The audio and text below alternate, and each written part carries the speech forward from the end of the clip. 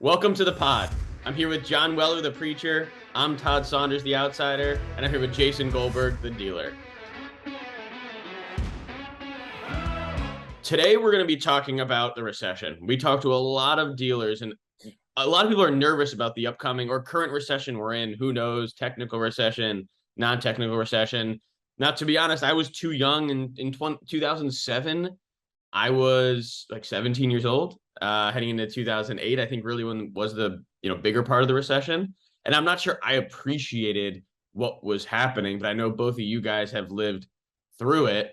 So Jason, like, what was your company like at the beginning of the recession? What did you guys do? How did you first know in your business a recession was coming? Well, I mean, you're going really all the way back to 2006, 7, and 8. And I mean, it was pretty evident, right? I mean, you were pretty young back then, but I mean, the news was disastrous back then. Um, the banks had given loans they shouldn't have, and you knew shit was going to hit the fan, and it did. So, as a company, and this is from a previous pod that we've already done, I told you guys the story of some of those mistakes that I made, and I had started that remodeling company that I had lost $1 million. I shut it down in basically 2006 when the recession happened because we had basically used all of our excess money. So we had, as a company, we had, for anyone who knows how to read your balance sheet, we had zero equity left. Yet we had these bank loans. So we had really run the company down next to nothing. So it was a critical time for us. We had just moved into our new 50,000 square foot building. I'd taken on a lot, and then the market crashed. At that time, we were not really doing any retail. We were mainly builder and a little bit of wholesale. Can I ask you? You said the market crashed. Is there a day, like there are certain days that stick out to me, like throughout all of this, and there's even a day during that time that stuck out to me. Was there a day where it kind of hit you like bricks in the face of like the market has crashed, or was it just kind of an overall sentiment thing? No, I mean, I don't remember the exact day, but I remember going home one night. It was a Friday, and I took the whole weekend to think about it. I was like, this is real serious. This is the survival of my company. What are we going to do? And I spent that weekend thinking about it, and I got to work that Monday, and I put in my leadership team. I was like, we're shutting down Decor Boulevard immediately. If we don't, we're going to run ourselves out of business, and it's going to shut the flooring company down. I can't remember the exact date. It was way too long ago. And were you? I know the news obviously can. The news obviously talks about the recession, but were you? I think in the flooring industry, sometimes we can see it earlier, or you start to see signs of it earlier, or maybe you were too young in your career then. Are you starting to see signs of it now? I'm just curious, like, are you seeing when you really look at your P&L? Are you able to better predict kind of a slowdown now versus then?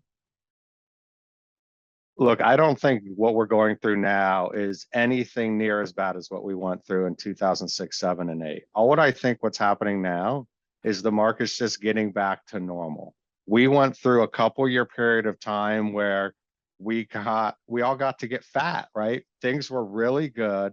Everyone thought COVID was the end, but for our businesses, COVID impacted our businesses in a negative way for a couple of months.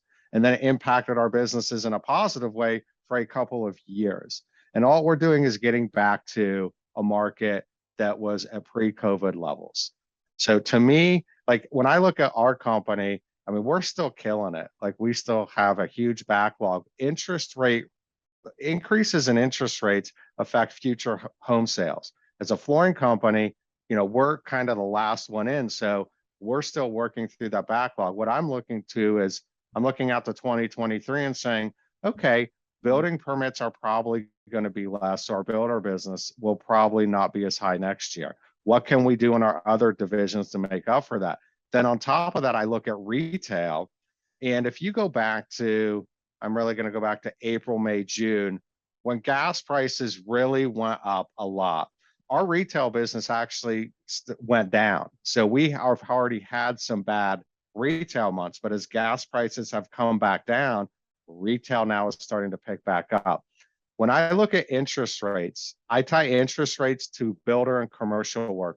I don't really tie it to retail work because the general retail consumer, they typically own their home on a fixed loan. They're already locked into their interest rate. What affects them more is inflation and gas prices. So if gas prices can get down and inflation's under control, then retail to me works just fine. Yeah, no, that totally makes sense. Yeah, I guess I never thought about it that way of inflation versus interest rates, but I guess interest rates would be forward looking and, new home buys. How about you, John? I mean, you were running FloorForce at the time, I think, in 2000. Well, it's interesting because I was working at Mohawk in 2006, 2007, left Mohawk, and we started FloorForce in 2008. And I ran the builder division at Mohawk when this started. So it was really interesting because that was the first time that was a housing bubble. Florida was the epicenter of the bubble, and I happened to be in Florida. So even when the rest of the country had started to feel the effects, we did not have any indication. Because as Jason said, flooring's the last product that goes into the house. So down here, we were thinking, man, this is amazing. Like this, unfortunately, is affecting the rest of the country, but we're not getting hit. And then all of a sudden, literally, like, Were you guys really like, unfortunately, this is affecting the rest of the country, or were you really just partying, being like, who cares about the rest of the country? We're making tons. No. Listen, I was working at the time for Mohawk, and we were a national company. So yeah, there were other divisions. We were competitive. So yeah, there was a little part of me that was like, too bad for you that you live in other parts of the country, because we were crushing. But it all came, to roost. And at one point, I remember the day that all of a sudden orders went to 50% overnight. And it was like, oh, hell, it's here. But interesting, I left literally Mohawk right in the middle of that. And we started FloorForce in the middle of a recession. And to be honest with you, that was really the catalyst, right? We were sitting here looking at what is going to happen, what does the future look like? And it was another interesting factor that was going on back then. That is exactly when Google search really started to get prominent, was in 2007, 8, 9. Most consumers, very few in 2006, had ever even done a Google search. By the time 2008, 9, 10 came around, when people were much more we're doing a lot more research before they spent their disposable income, Google was coming to prominence, and you could just see what was happening. If you did a Google search in 2009, the only people who showed up with a website or ad campaigns were the box stores. So you had this major change in consumer behavior along with a recession, and that had a huge contribution to where the box stores took massive market share in a very quick period of time. So I've got to see, really interesting how technology and a recession can multiply the market change. And I think, listen, interesting. I think we're in a very, very similar situation now. I think right now, consumer behavior is continuing to change. It's no longer, hey, the internet's cool and it's a great way to search for a product. What you see is consumers using technology and the user experience of how they shop. It's almost like the expectation for a consumer. If you don't have a very, very engaging user experience, you're not going to attract the consumer, and you can see what's happening. You have the box stores that just launched. Home Depot just launched store mode on their app. You can go to Lumber Liquidator's website. You can now order samples and visualize the same thing. Empire now has visualization of all their products. So the consumer is changing, and there's a recession. I see a lot of similarities into what's happening right now. And if you look, I just pulled up Google search trends. It's actually kind of interesting. If you look in 2008, the volume, so this kind of shows volume of searches for certain words right now. Granted, there was less people using Google in 2008. So it's all relative. So it's a little tough to compare 2008 to now. But if you look at the three major spikes, you have 2008, you have COVID times, right? Where people thought a recession was coming. And then you have June 2022 was the highest point in Google ever that people have typed recession into Google, right? So it's a really interesting indicator of not just how people are feeling about the recession, but how many people are using Google, right? 2008, like Jason said, was way worse. And I actually remember, I asked you guys, but I remember where I was when I first realized what a recession was. I can't remember. I was in Penn Station, New York Penn Station, which is not a great place sometimes. And I had like $1,000 in the stock market. I think I lost it all. And I got on the train. I was like sad, but like I didn't really know what was happening. I remember this train ride. Every single person on the train had a beer covered up in a bag, and the train was silent for like 50 straight minutes. The train was silent, and every single person was drinking on that train. And a lot of people going to my hometown are, working in banking or finance. So it was like a eerie, sad day. And I remember that being a turning point for me, being like, the recession is here. No one on the street is talking. Everyone is drinking. I think that usually means like something good's not happening. So that was a turning point for me. I'm Can curious. I jump in real quick before you ask your next question? Because I want to build upon something John said earlier. When you look back at the last recession in 2006, 7, 8, and you guys were talking about Google and what Home Depot and Lowe's did, but the average flooring dealer, right? We were doing mainly builder, and we knew builder was going to go down. So we wanted to get our retail moving, right? We were barely doing any. We had one mobile floor source at the time and no showrooms. And back then, the average flooring dealer was not doing Google. There was no Facebook advertising. So here's what we did. We started advertising in the local community newspaper and then billboards. So think about that, right? And we did that, and we were trying to grow our business that way. And then at some point later on, this was after the recession, I was like, this is not working. This is not the best way to grow our business. So in around 2012, we switched it to TV and radio, which were still very effective back then. And we invested a whole lot of money. Guess what? Our retail got on fire, and it was the star of a growth, and it's turned into our second largest division. If I fast forward now to today, and I put myself in the shoes of, I'm one of these average flooring dealers, where would I invest my money to grow my business today? And it's a flat out, the answer is digital. Like you go to Google, you go to Facebook, you don't go to traditional, you definitely don't do newspapers and billboards anymore. So you just seen the progression of, yeah, we're now in another recession, but the tools and the avenues that you have to invest are different. You're going to have to figure out how you're going to grow your business in these challenging times. And if you're going to need the market, and you're going to need the market using digital. That's just my opinion. So to put you on the spot to end this, I'm somewhere between extrovert and introvert, depending on who you ask. But when I'm at conferences where I don't know anybody, right? If I know you, I'll be the talkative guy. But if I don't know anyone, I'm not the guy that's going to walk up to you to try to like, hey man, like, who are you? What do you do? So I'm curious, if either you guys have been to a lot of conferences. Do you have a go-to pickup line, or a pickup line's not the right word, but a go-to, like, how do you approach someone that you may not necessarily know? They're in the flooring industry, but you want to try to learn something from them, or you want to network from them, but you've never met them before, but they're at the show and maybe you bumped into them a few times. What is your go-to line? John, I'll start with you. Your go-to line, how do you pick up a conversation with a random person at FloorCon, or even a random person at a bar? Like, what is your advice to talk to that flooring retailer that, you might want to learn something from, but you know nothing about? Yeah, that's a really interesting question, Todd. And I can tell you something what's interesting about the question is, I don't think we would be sitting here having this conversation today if I had not gone out on a limb and networked. To be honest with you, when we started Floor Force, we were a small website company, and there was no vision to turn this company into a digital marketing company, an actual large tech company, to actually find someone like you, Todd, that would help grow this company. I actually went to my first tech conference. Google sponsored it. Had no idea I had never been to any kind of thing other than surfaces like Jason, and went to a tech conference, and I felt like a fish out of water. I was completely like, what the hell am I doing here? I'm a flooring guy who snuck into the website business.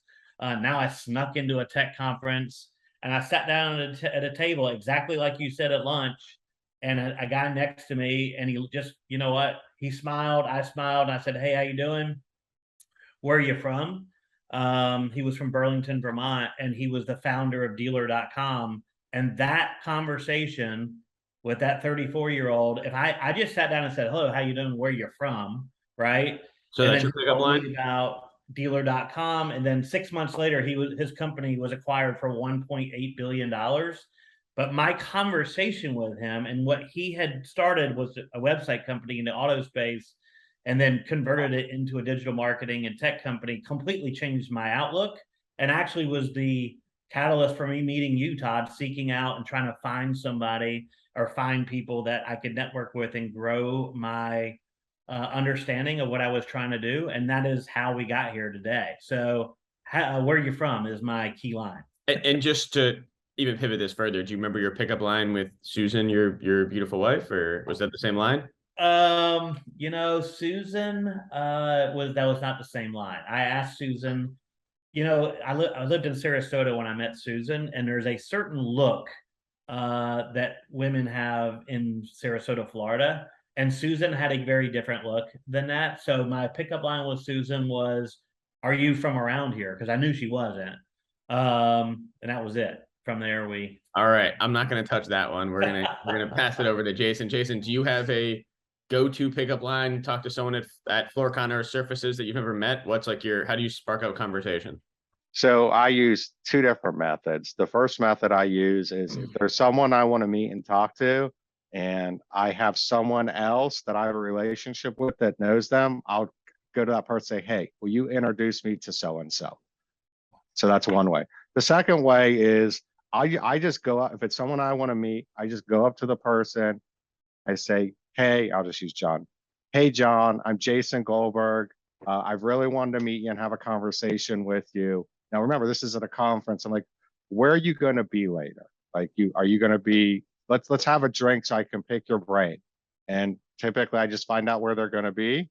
And then from there, I'll just meet up with them and have that conversation. I'm lucky. Most people will, if I want to have a conversation with them, want to have a conversation with me if it's in the flooring space. Yeah, I mean, they've all seen you because you've been on the dealer episodes. I mean, like, where else would they know about you? You're like a famous, TV star at this point. Yeah, I mean, I don't know. I mean, when they look at the list and they just see that progression of, I mean, they will always want to know how we do it. So, yeah, and I want to you're know the guy on something. YouTube. You're like the guy on YouTube, right? That's how I first heard of you.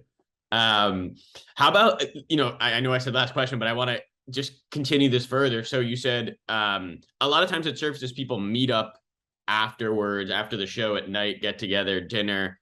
I find the same at FloorCon, right? You kind of have the core FloorCon event, and then at night you try to get together with a group or do something.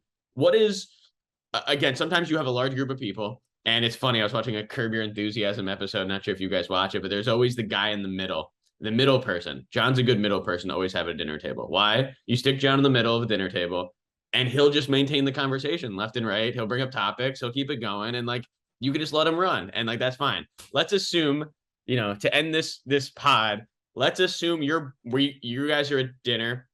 Who knows who you're with at FloorCon, and you're sitting in the middle. What is the first business topic you're bringing up, and what is the first non-business topic you're bringing up to keep the conversation going? Jason, I'll start with you and I'll pass it to John.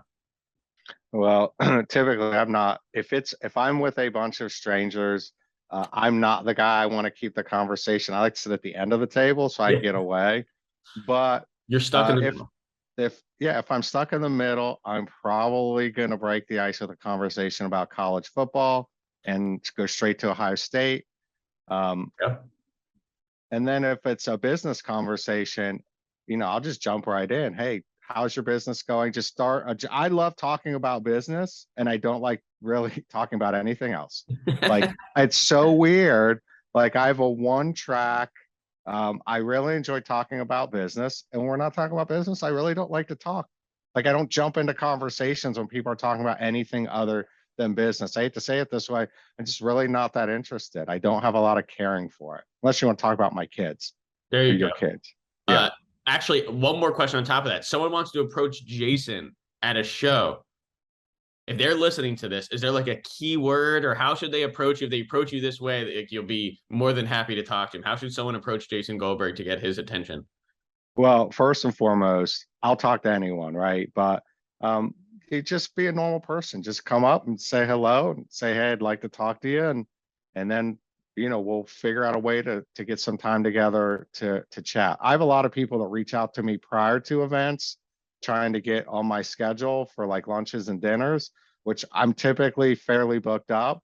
So the best way to get with me is just during a show, just pull me aside, and then we'll figure out a time, which most of that time to let's talk is going to be, look, the last session was at 5, we're going to eat, everyone's going to meet here at 7 or 8, be in that place at 7 or 8, I'll be there. And that way I can talk to a bunch of people. And if you recall last year, you or John weren't a part of it, but me and Nick, we did like a makeshift hour-long session right outside. We said, we know a bunch of people have questions for us. There were probably 20 or 30 people who sat outside with me and him, and we answered questions for over an hour. Yeah. Yeah, I love that spontaneous stuff. I hope a lot of that happens again. If you want to hold a session on the pool at a cabana, you know where to find Jason. And we'll talk about this next episode, but the first time I met you, there's a great story as well at Surfaces, but we'll couch that one for later. John, how about you? You're in the middle, which you normally are, and you're normally just preaching something, as we all know. What is the business side of thing that you'll first bring up, and what is the personal side that you'll bring up to keep the conversation going? Yeah, I mean, listen, I've entertained my whole career, a lot of my career, and usually with groups of people at dinner.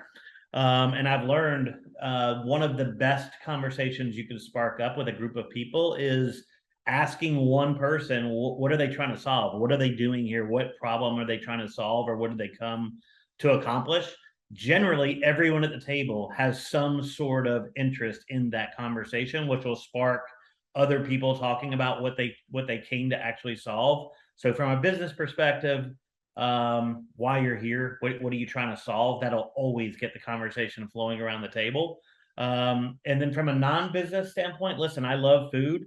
And so if a conversation just stops, I'll start talking about the food and ask somebody how their food is, and I'll talk about my food, and we'll get a conversation going about food. So those are my two. I will say one thing that I think is amazing in what we've developed, the culture. FloorCon was last year in person, and I saw it, and Jason brought to it. But even what I've learned about retailers and dealers, when you get them together with really smart, like-minded people, the things that break out. I'll never forget what happened, Jason, at the boot camp. It was to me, this was the most cool thing that I've ever seen happen at any convention ever, or any kind of get together.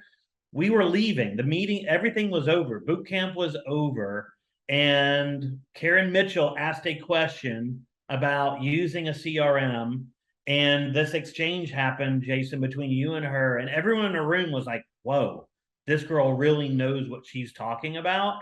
And out of nowhere, another person in the audience said, hey, Karen, could I meet with you to talk about how do you use your CRM? Same thing you just said. An hour later, there were 30 retailers in a room.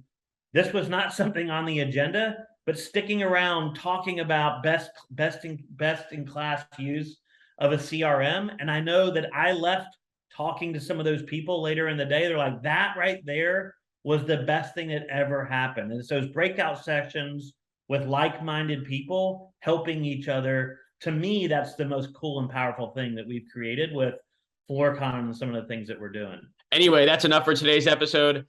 John, the preacher, I'm the outsider, Jason Goldberg, the dealer. We'll see you guys next time.